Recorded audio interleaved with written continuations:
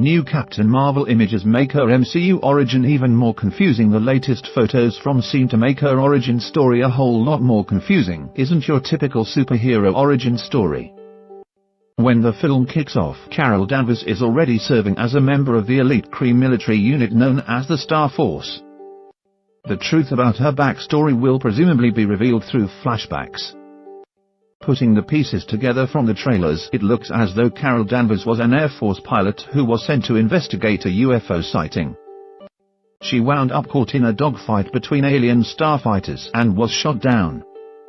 While exploring a crashed alien spaceship, Carol was exposed to unknown energies possibly related to the quantum realm, and as a result was given vast superhuman powers. But the latest images from suggest the truth about Carol Danvers is a little more complex. The latest issue of Total Film magazine is dedicated to Captain Marvel and features a couple of new images.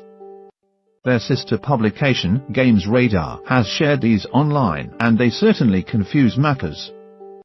Here are the photos. The first of these shows Carol Danvers in her 9 Inch Nails shirt, something that was even seen in set photos. The last is a behind-the-scenes shot with directors Anna Boden and Ryan Fleck. But the one featuring the Skrull is particularly interesting. It's clearly at the crash site, confirming that USAF pilot Carol Danvers encounters an armed Skrull warrior as part of her origin story.